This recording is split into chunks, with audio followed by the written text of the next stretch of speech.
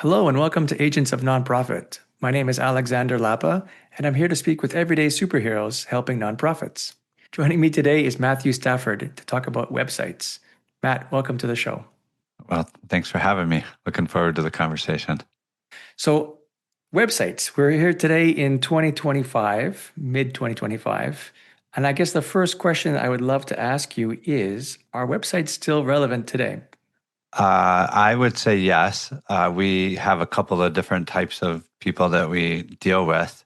Essentially, if you think about it, for a nonprofit, their website is their calling card, or it's where people can find out more about you, to know, like, and trust you, to see if they want to have a conversation or if they want to donate. We also work on e-commerce websites. So we deal a lot with creating enough of a desire in the website itself that people will actually pull out their credit card, spend money with you. And then we also work on lead generation. So getting those people to opt in or give you their name and number so you can follow up with them. So all things basically persuading the person to have a conversation with you so that you can conduct business with them. Because these days, there's many different channels, right, that nonprofits have to communicate with potential donors or even volunteers.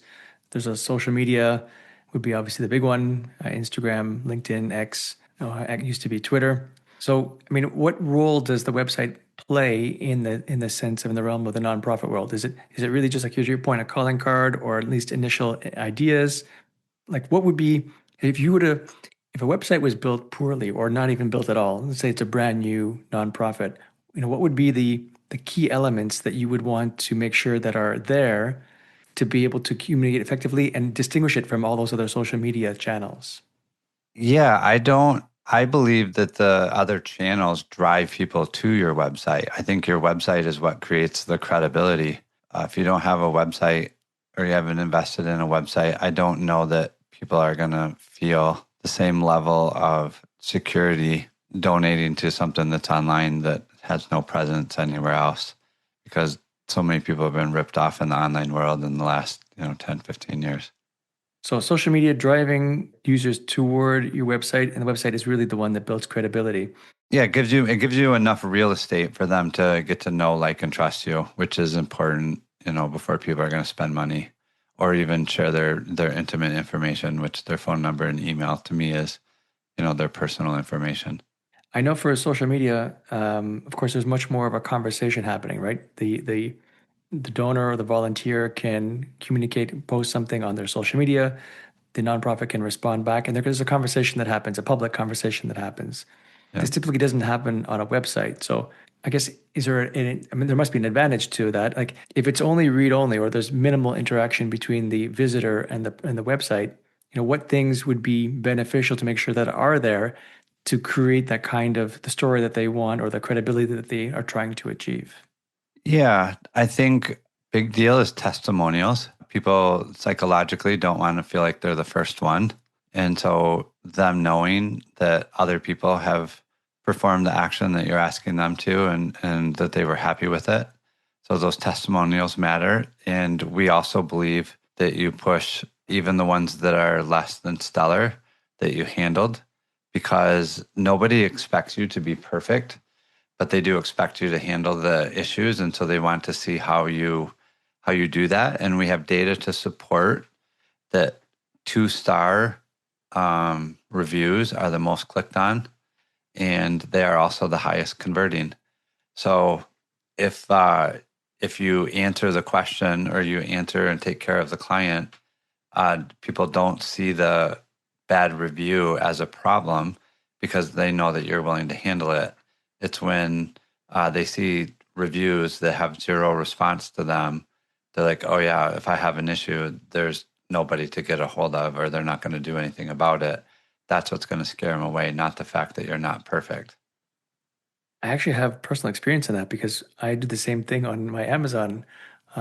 Before I buy something, I look at the reviews. I kind of dismiss all the ones that are 5 stars because obviously those are going to be, really championing the product, and the 1 stars because most of the time it's just people complaining, and it's the Yeah. 2 stars one, to your point, where it's like they Yeah. tend to offer a little feedback of why they gave so little, but not absolute zero or 1 star. Yep. And those are the ones I think are important to read to see if it's just situational or if, it's a product problem in this case. Yeah, was it a shipping delay or was it the box damage or things like that? Yeah, 100%. So you're a living example of exactly what we just said. That's what the data proves out to us. We know that if all you do is push your 5-star reviews, people just go, oh, yeah, they're just not pushing their bad ones. They're already lying to me. So it actually erodes trust if you only have 5-star reviews. And I've also heard the same concept about responding to them because all negative feedback, even the positive ones, but more importantly, any negative feedback that you get, you should respond to because it's the next best thing you can do. To your point, you mentioned, by the nonprofit taking the time to respond to things and try to say, I'm sorry, try to make things better or respond, whatever their case might be. The idea is that they're actually involved and have enough or put enough importance on responding to show, okay, we do make mistakes once in a while for whatever Yep. reason, but at least we're taking responsibility, we're taking action, and we're doing our best to correct the situation after the fact. Yeah, 100%. And like I said, those convert typically 2 or 3 times higher than the site average. Oh, wow. So if your site's converting 3, 4%, the people that click on the 2-star reviews will probably convert 8, 10%. And it's just the law of averages. So that's pretty cool. In terms of else of besides credibility, what other are the main goals of having a website for nonprofits? For me, I would just say having the ability to educate them on basically what your nonprofit's ethos is, that matters to people before they give money. They want to know that they're aligned. And so that gives you enough space to share with them what's important to you. You could do it in a way that's appealing. Okay, so credibility, educate, then one more. I would say simplicity. A lot of times we get sites to convert much higher by removing complexity. Many times people think more is better, and typically more creates cognitive load or the paradox of choice. And so a simple, clear message always trumps trying to be persuasive. Yeah, the classic case that I learned about the paradox of choice was the ice cream store. You got two ice cream stores. One has 100 flavors, one has 7 flavors, One takes you and 15 minutes to decide what you're going to have. The other one, it's vanilla or chocolate. You're done. there you go. And that so it typically has more sales as a result of it. The fewer one has more choice, has more sales. Yeah. Okay. And then is there anything on a website, like it's a very odd question, but I always like asking the negative of some things. If we decide, if we know and understand, we know what should be on a website, like asking the opposite question, what you should not put on a website.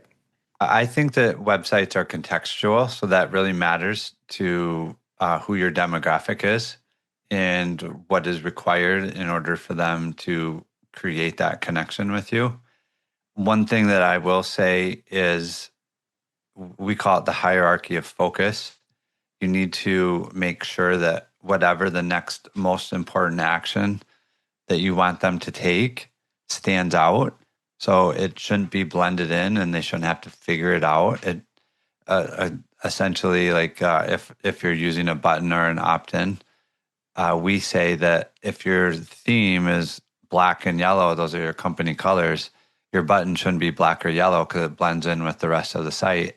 It should be a color that stands out. So it's not necessarily the color itself that's important, it's that it doesn't blend in with everything else. And that's the hierarchy of focus. So whatever the next most important action on the page to be taken is, you want that to stand out. So it's very obvious for them what to do.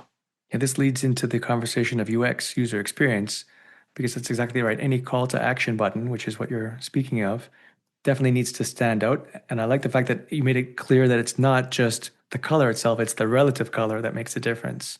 Yeah. And I know that red, talking about some UX experiences or principles, red, for example, typically is not a good idea to have as a button or text because people associate that with as a warning or an error. Especially online, red is an error. Yeah. Which is interesting then because I've seen some websites that have has red in their main color palette. So what do you typically recommend in those situations? I don't think it's bad for a branding color, but I do think it's bad for buttons because getting them to click on a red button typically there is an unconscious trigger that happens. And so our entire goal is to make the website feel safe and trustworthy. And I don't think Red does that. And yeah, so I would definitely recommend against it, but it doesn't mean that if you ran a test that Red is definitely going to lose. It's just probably more times than not, that's not going to be the best color to choose. So no red buttons. What about red text that are not error messages? Same. Same, I eh? would say that the red text would be just as, I almost believe the red text would be just as bad. I've never had someone even ask us to use red text.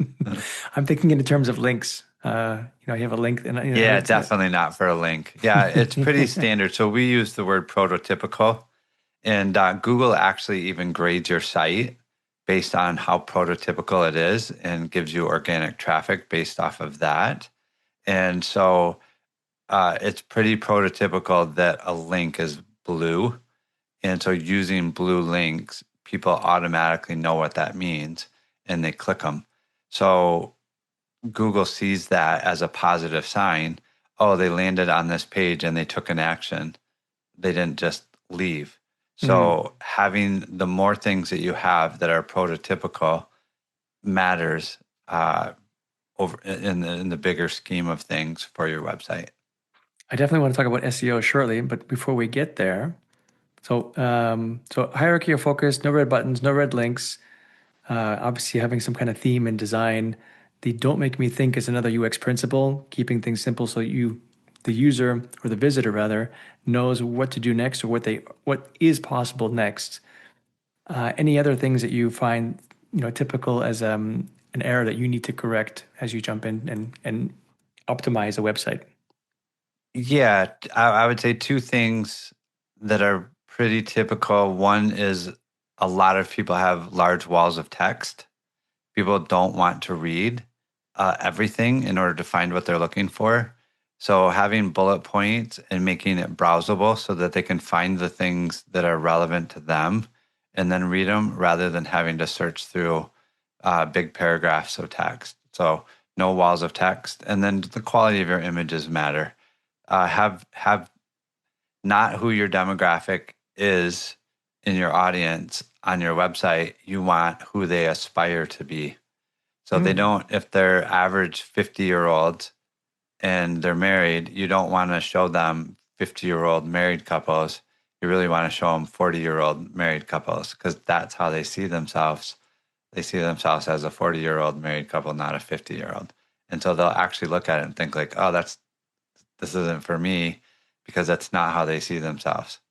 that's interesting. So it's aspirational, the images. Yeah. The images are who they see themselves as, not who they are. And so this example, maybe is easy because 50-year-olds would love to be a bit younger. Any other types of themes or ideas that you can share that to give another example of that scenario? Showing if your audience is mothers, showing them in situations where they're very proud of being a mom or that recognizes, the sacrifices that they make or the hard work that they do. Interesting. That's a new one for me. I like that though. It makes total sense to be a bit more aspirational. Okay. Any other principles you, because this is also, I believe, at least the long text part is part of a UX principle. Any other things you can share, either positive or negative, that you think, is important to keep in consideration when designing and building a website? Yeah, I think I might have mentioned it, but just don't overload. Like simple is always better. I always say clarity trumps persuasion. So just being very clear and not trying to have that impression that here's all my stuff. Now you find out if it works for you. Another one that's actually very, very relevant is navigation. So we always say that when they land on the homepage, the two main things that you care about is one, what's your unique value proposition, or what makes them say, okay, this is who I want to do business with, and then easy navigation to what they're looking for. And all of our data shows us that like search or a way to filter through the options increases the likelihood of conversion, sometimes as much as 300 to 400%. Wow. So really giving them an easy way to find what they're looking for instead of having to search for it or having to dig through things is a huge difference in how well your website will perform for your business.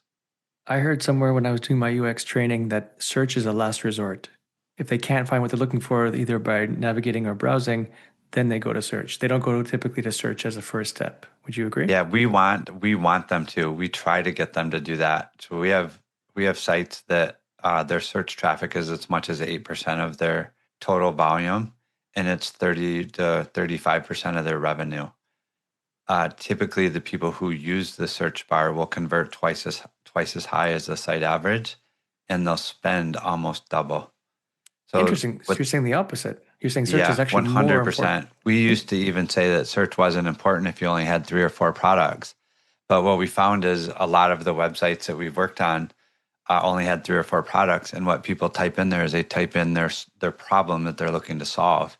And so having what people are typing into search has generated an enormous amount of revenue for us. We had one site, they had a little stuffed animal that would unfold into a hoodie. It's called a cub coat. And they had, I don't know, 15, 16 different little stuffed animals. We looked at their search volume, and the top two search terms were unicorn and unicorn spelled wrong. And they didn't have a unicorn. So when we told them that, they made a unicorn and they launched it on Amazon Prime Day and did 490 plus $1,000. So just short of a $500,000 in 24 hours with it. Wow. Yeah, that's another way of tackling the problem of using data to drive your decisions, making sure you collect the data, you look at the data, and then make decisions based on that data to find opportunities that may not be obvious from, surface level. Yeah, 100%. We do not think that we're going to automatically assume or know anything. So we're looking at the data all the time to inform our decisions. Hey, I want to take a brief moment and thank you for listening. If you've enjoyed this episode so far, please consider sharing it with someone who would also benefit from its insights. It's these kinds of referrals that really help the show grow. You can also show your support by making a small donation. I don't do corporate sponsorships or product placements, so I rely on your support to keep the show going. You can visit my website, agentsofnonprofit.com, and click Support Us in the top menu. Thank you kindly. Does the technology stack make a difference? I know today you got all kinds of different options. I mean, it's a bit more technical, obviously. A typical nonprofit doesn't understand or know what the technology stack is, but the people who are building it understand there's all kinds of WordPress and newer models and platforms out there to build websites. Some slick, some not. Some have maybe AI built into it at this point. But in your opinion, overall, does any of that really make a big difference, or is it just different flavors that can achieve the same results? Yeah, I think the only way that it makes a difference is if you pick something that ends up being confusing or hard to use, you will tend to avoid taking care of the issues that need to be handled. So it might be a small issue on the website, or you don't see it as a big issue, but you'll put it off for a long time because it's difficult to work on. So I think that's where the real danger is, not in the fact that some are easier and some are worse. For the most part, websites are getting pretty easy to work on, especially with AI, because now you can talk to it and tell it what you want it to do, and it can change things. Pretty amazing. That was one of my extra questions. So, but ease of use for sure. I agree that no matter what technology you use, as long as you're comfortable using it, because I'm a big component of teaching a person how to fish, right? Even I have a product of my own. I like to teach my clients as much as possible so that they can self-serve to a certain extent before they have to pick up a phone and call a friend. So being able to have the nonprofit be able to make certain modifications on their own without having to call their web developer or Yeah. whatnot, Yeah. I think is a key consideration.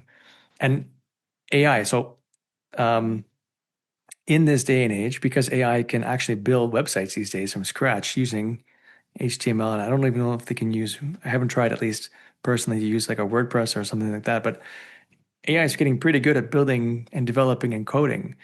Well, how does websites and AI, how do they work together or how do they conflict to the point of to certain non, would you ever suggest, for example, a nonprofit use AI to build their own website, or would you suggest they hire a web developer like yourself that uses AI to make an even better website for the client?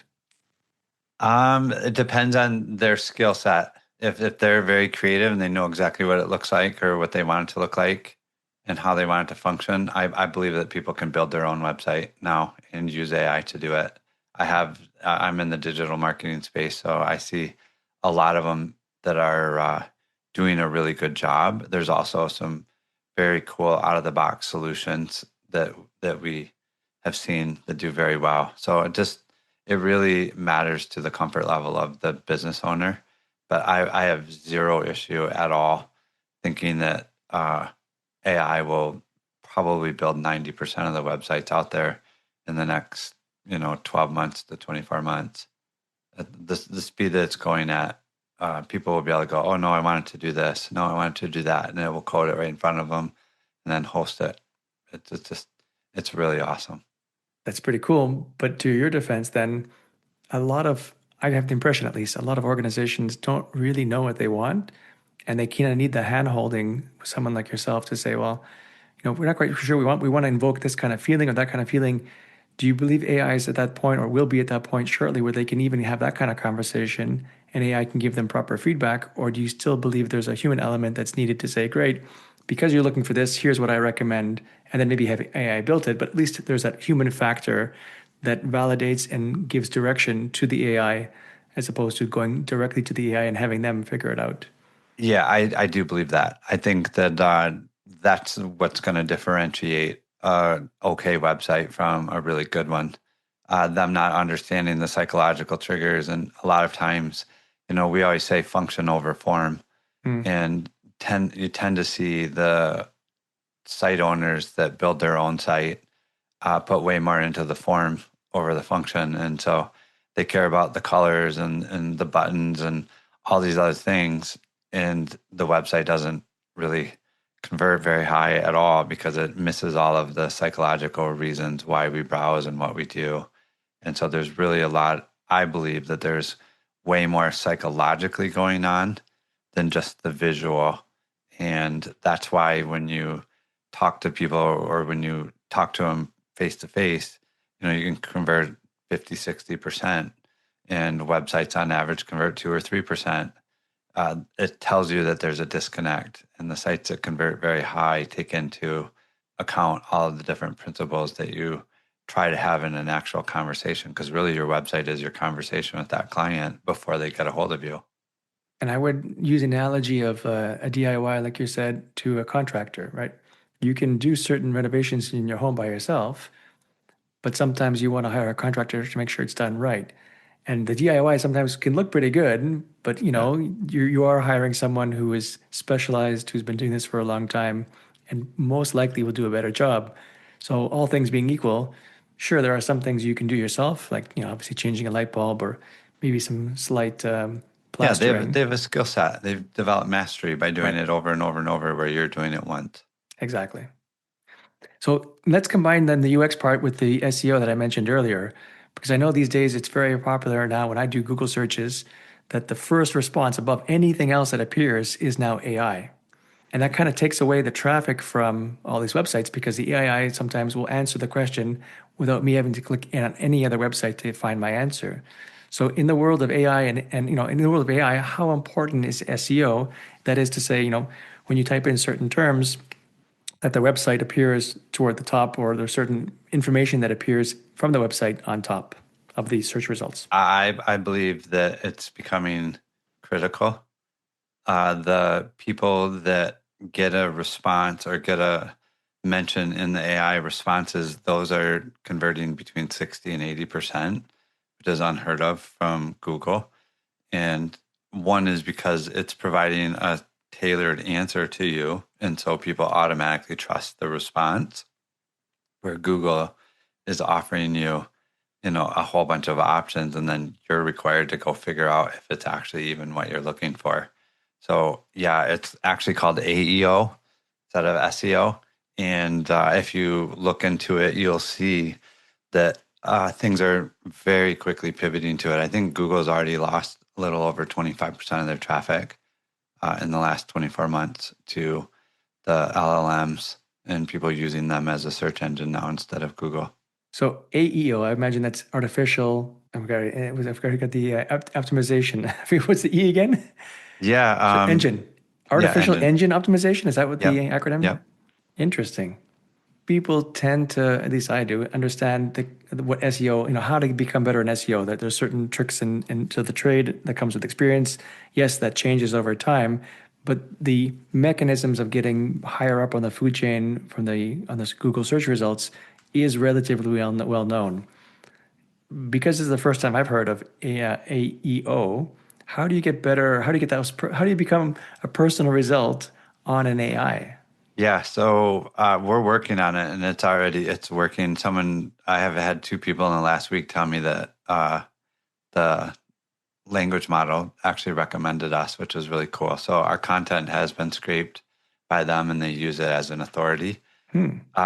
Couple of the areas, SEM Rush just did a really cool article on it and talks all about how to get ranked, and they would do a much better job. So if you just Google SEM Rush and AEO or their annual report, it's a 5 page. It doesn't take that long to read, maybe 10, 15 minutes, and it'll give you a way better description and a way better strategy than what I could do here. But essentially, a lot of where the large language models go and get their information is in forums. So, like Reddit and things like that actually show up in those large language models as recommendations. Yeah, and to save the listener, dear listener, I'll save you some time. I'll find that link for you and I'll post it into the show notes. Yeah, I can actually even send it to you. I Sure, have it. that works too. Yeah, our entire team has went through it several times. And because it's interesting that you said that. I remember hearing from one of my coaches actually that he is appearing predominantly on certain results, and it's tremendous in terms of the traffic and the authority that it comes with. Because to your point, it seems very personalized as a response that the AI gives you. So this is I believe it's much more likely to be taken at face value versus, to your point, doing a general Google search and then sifting through the results, hoping to find what you're looking for. Exactly. Cool. So looking forward to the future then, and AI is coming in, to your point, becoming more and more predominant. What do you see in terms of the future of websites in general? Like, how important are they going to be? If you had a crystal ball, how important do you think they would be in the next, coming years? I actually believe that websites are going to become very interactive. So if you and I both went to the same website, you're going to have a totally different experience than I do, and it will be dynamic based off of your preferences, your buying behavior, your history. Just like ads are served up to you based off of your preferences, I believe that the websites will become dynamic and function at a much higher level. And I don't think that, I mean, I'd love to say that that's years away. People have been trying to do it for the last 2 or 3 years. It hasn't been done well, but I really, truly believe that as the pace that that's moving, I wouldn't see that that's like inconceivable in the next 2 to 3 years, that websites are pretty dynamic. That's interesting, actually. It's the first I've heard of it as well. Can you give an example of what that would mean? I have a certain concept in mind, but I want to make sure that it's in line with Yeah, what you have in. if you go to Lululemon, it's gonna show you all the men's choices, and based off of like if you've bought a bunch of exercise gear or if you've bought casual gear or whatever, it's gonna let you know what their top seller or whatever is. It's not gonna show you all the mega menu. It's not gonna have the other stuff. You'll have access to it if you want it, but it's not gonna confuse the buying process for you. So I think that that would be an example. It'll maybe in the beginning be gender specific, and then after that it'll uh, be more psychographic based off of your particular shopping behavior. Okay, so that means it's obviously using certain cookies or whatever the replacement Sure. for cookie Yep. is these days to Yep. figure out, okay, we're generating a profile of this visitor. They're male, they're in this age group, they're more or less likely to buy this kind of equipment, and therefore the page is rendered, like, or even the homepage is displayed differently to me as it would to a, a younger girl who is more on, into the yoga thing, for example. Yep, 100%. Yep, that's Interesting. exactly what I mean. We have services right now that some of our website owners use that it actually scrapes the people that are browsing the site that never opted in, and it will resolve those IDs and give you all kinds of about 130 different data points, whether they own a home or not, if they're married, how many kids, what their credit card debt is. It's unbelievable the amount of data that they get from someone that hasn't even opted into the opted into the website.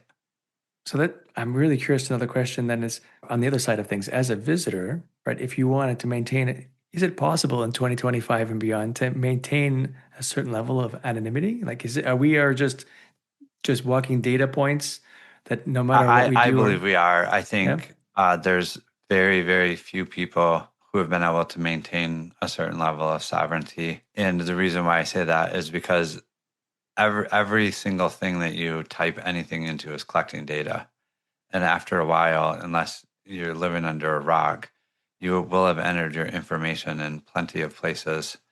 And we all want to believe that, that doesn't follow us. But the truth of the matter is, I mean, Facebook, you can't just go click on a website and put your login credentials without doing a whole bunch of other things because they know exactly who you are and who you aren't. And they're gonna make sure that it's you. They Hmm. were the first ones that really actually used IDs instead of cookies. So your ID followed you everywhere. And their pixels, Facebook pixels on just about every website uh, in the world. And so just from that alone, they've been collecting data on us for years and years and years.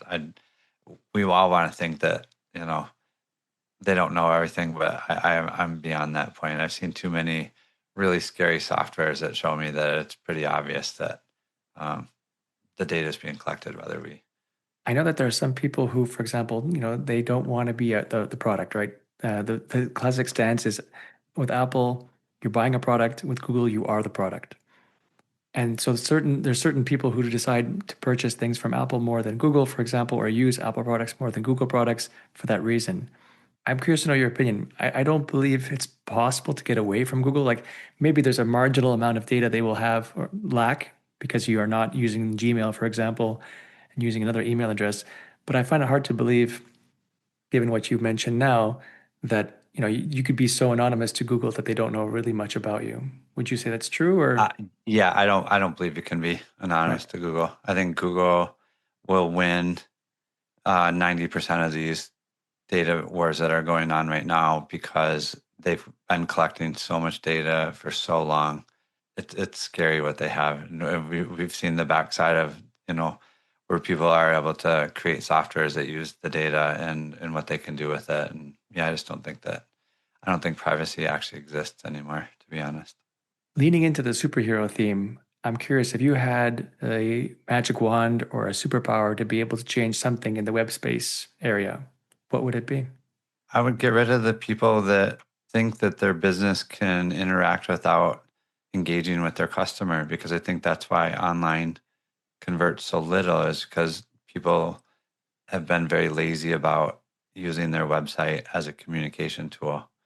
So the reason why it converts 2 or 3% is because people are using it to hide instead of do good business. Hmm. Awesome. Matt, listen, there's a lot of new information for me, at least, hopefully for the listeners as well. So I was curious to know if they do have additional questions, how can they get in touch with you and learn more about you and your organization? Yeah, our website is buildgrowscale.com and my email is just matt@buildgrowscale.com. So if you think we could help you with your website, help it convert higher, we would love to look at it. And I'll jump on a call and do a free audit with you. And if we think that there's value to be had, we can talk about it. Matt, thank you so much for joining me today. And thank you so much for doing what you do. Yeah, thanks for having me. I appreciate it. All right, that's it for today. I'm Alexander Lapa, and I hope you join me again in the next Agents of Nonprofit.